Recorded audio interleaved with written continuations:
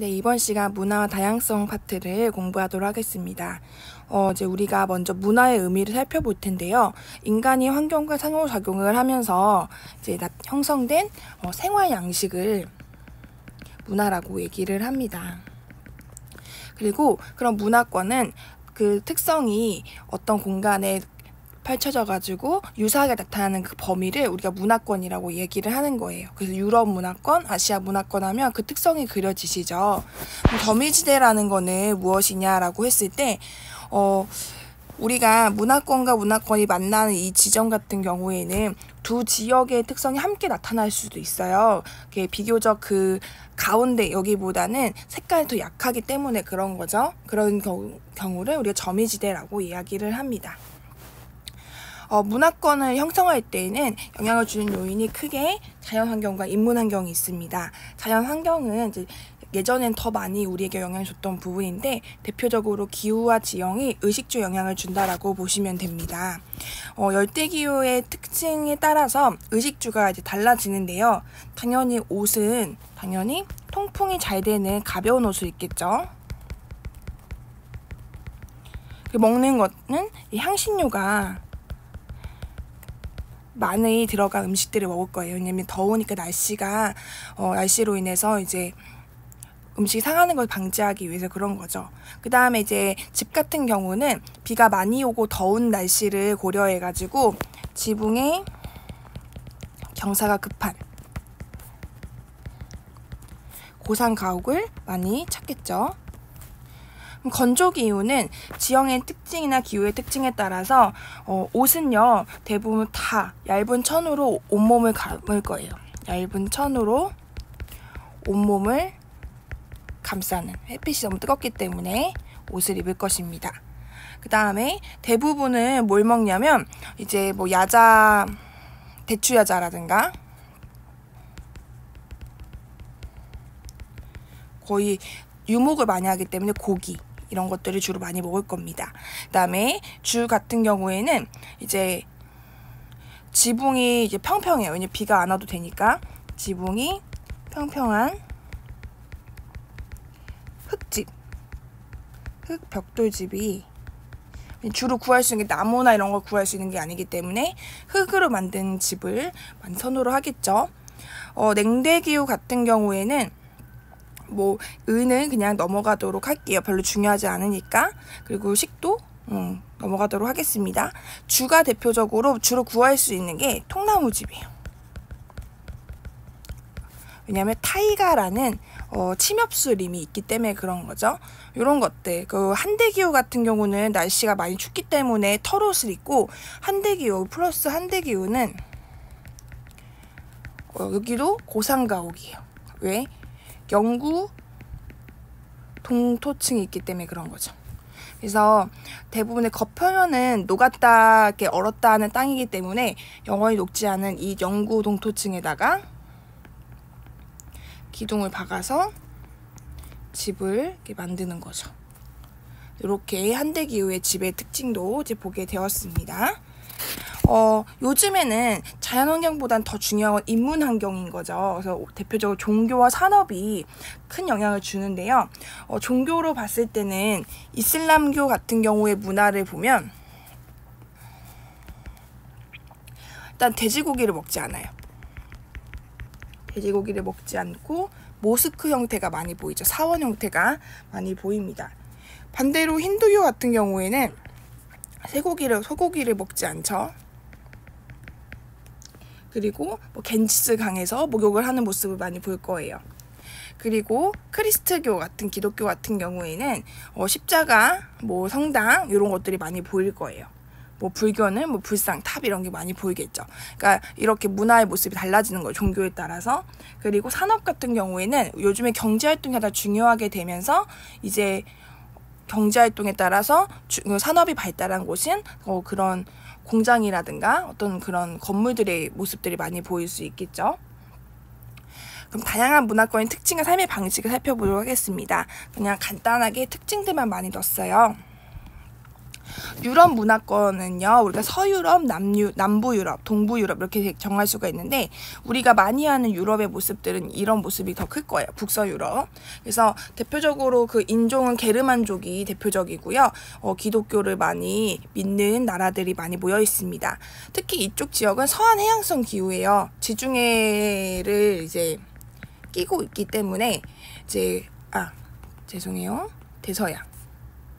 대서양을 옆에 끼고 있기 때문에 서한해양성 기후가 됩니다. 그리고 여긴 땅이 이렇게 척박한 부분이 많아서 주로 혼합농업. 이게 뭐냐면 땅이 척박하니까 일단은 땅을 이렇게 비옥하게 하기 위해서는 이렇게 비료가 필요하잖아요. 그래서 한쪽에서는 동물을 사육합니다.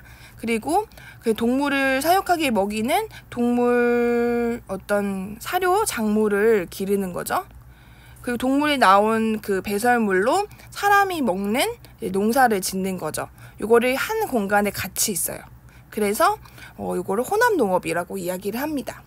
그리고 낙농업. 우리가 치즈나 우유 같은 걸 많이 얻는 낙농업이 발달했고요.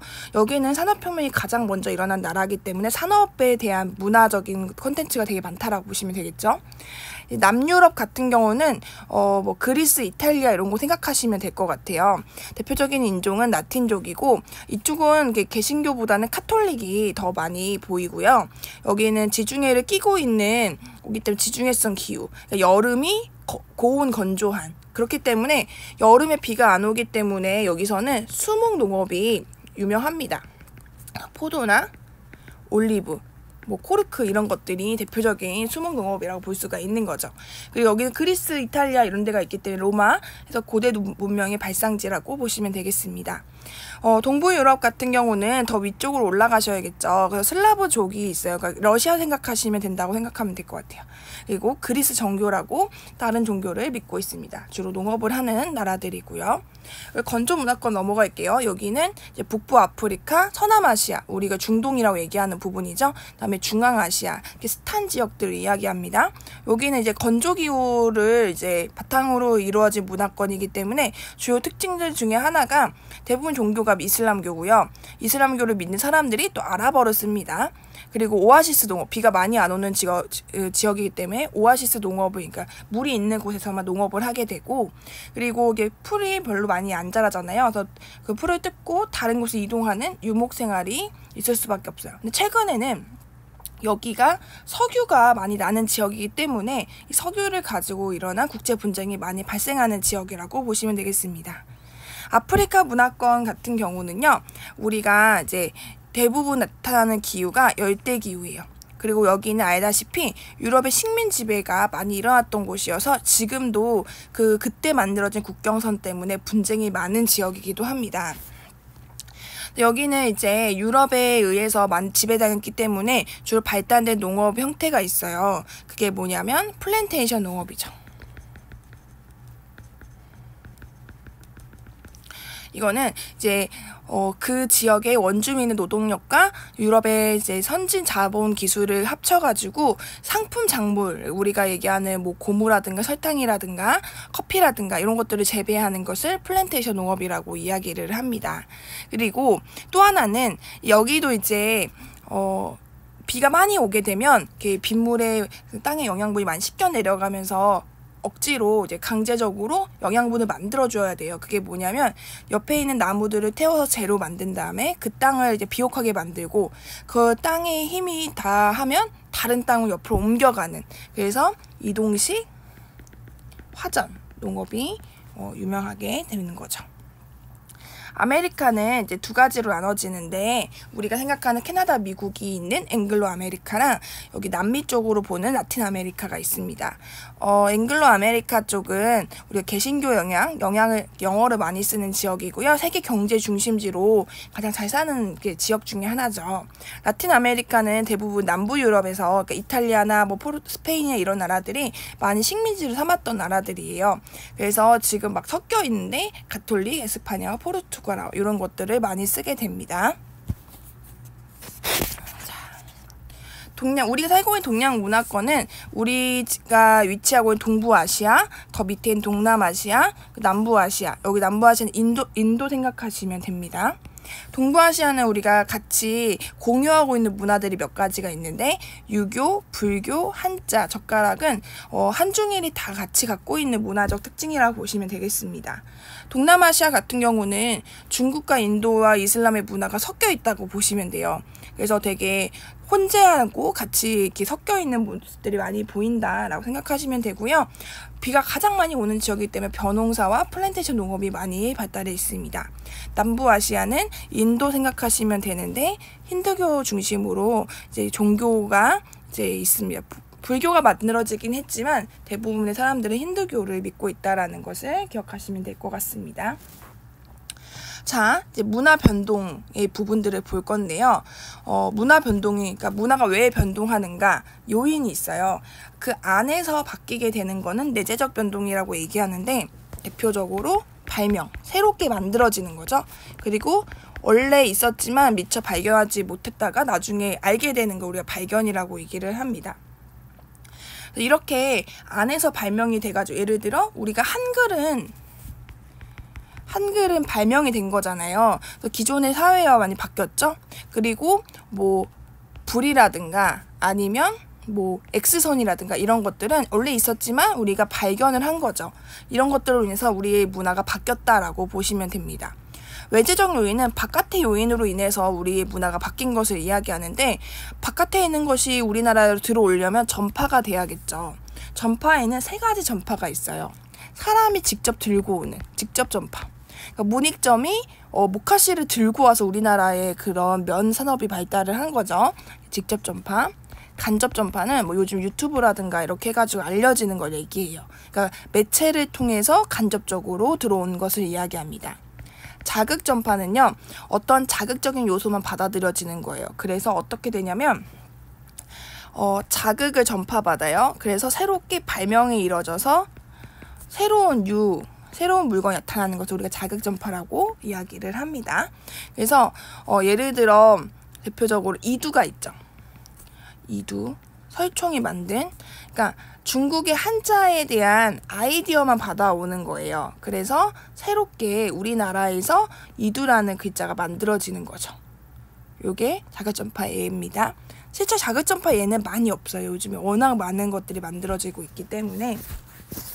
자, 그러면 문화가 이렇게 접촉을 해가지고 이렇게 발명과 발견의 전파를 통해서 문화가 바뀌었습니다. 그 바뀌었을 때의 모습이 있는데 그것을 우리가 3가지로 나눌 수가 있어요. 문화 병조는요, A 문화와 B 문화가 만나서 A and B가 된 거예요. 그러니까 서로 문화가 공존한다고 보시면 되겠습니다.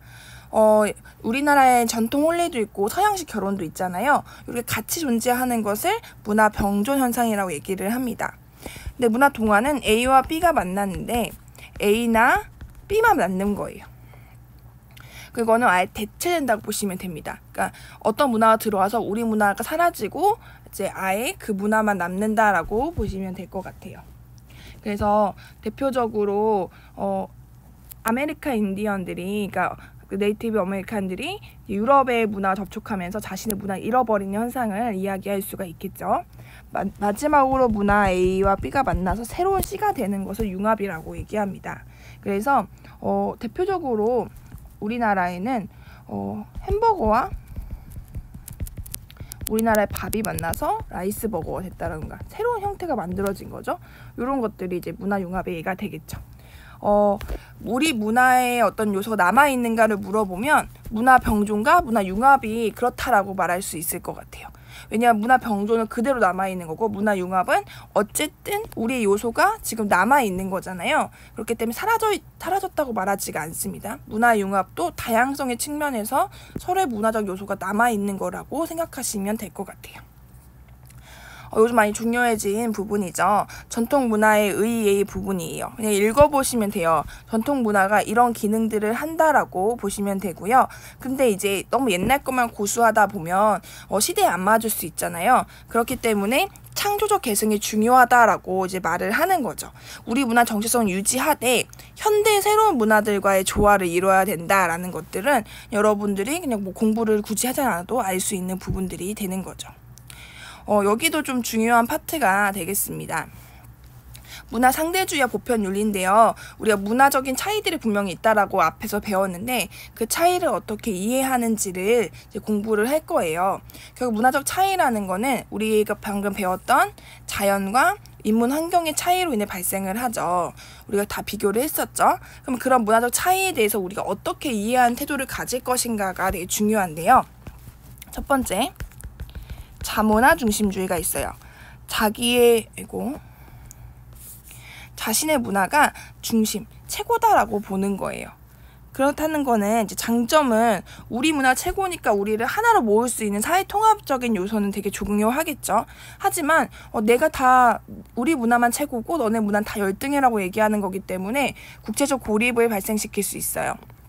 그리고 이것이 너무 이제 강하게 나타나면 나중에는 국수주의. 우리께 최고기 때문에 우리 것만 쓸 거야 라는, 우리 것만 고수할 거야 라는 국수주의가 가고, 더 나아가서는 어떻게 나아갈 수 있냐면 우리께 최고니까 우리 걸 다른 나라한테도 이입을 시켜야겠어, 주입을 시켜야겠어 라고 얘기하는 문화 제국주의로 변질될 수 있다라는 거죠.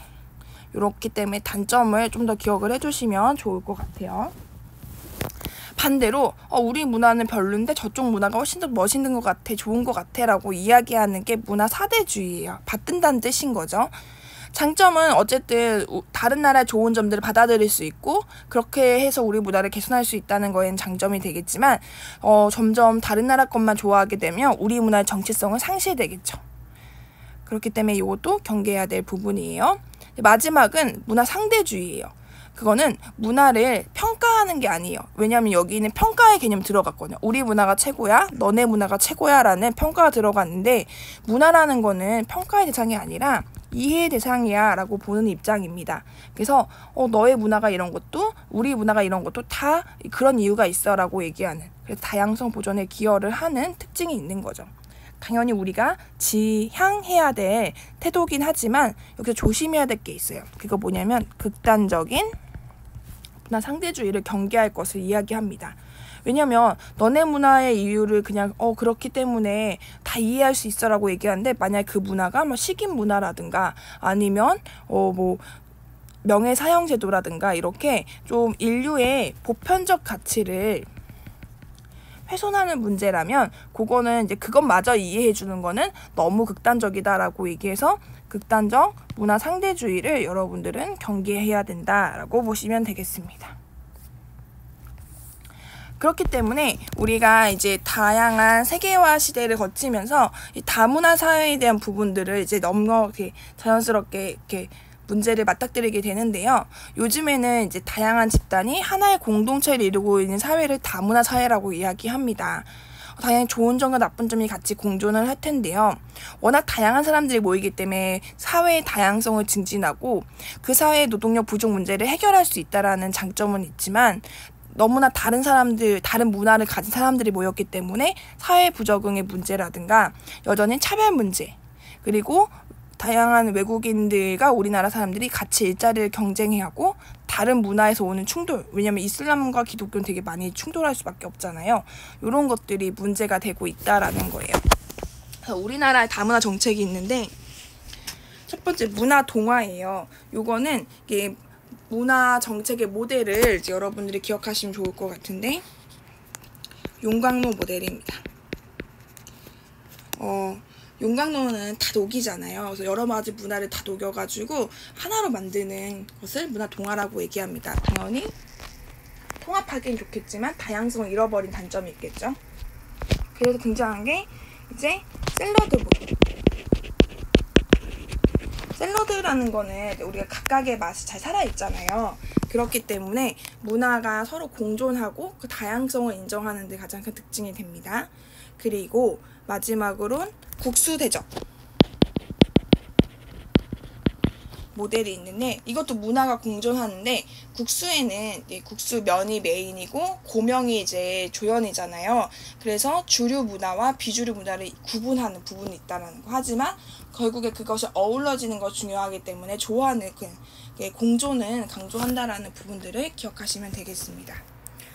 마지막으로 요거는 읽어보시면 돼요. 내가 다양성을 존중하기 위해서 개인적으로는 우리가 앞서 배웠던 문화 상대주의적 태도를 가져야 한다는 거예요. 그 문화를 그 문화의 역사와 상황의 맥락 그대로 받아들이는 거.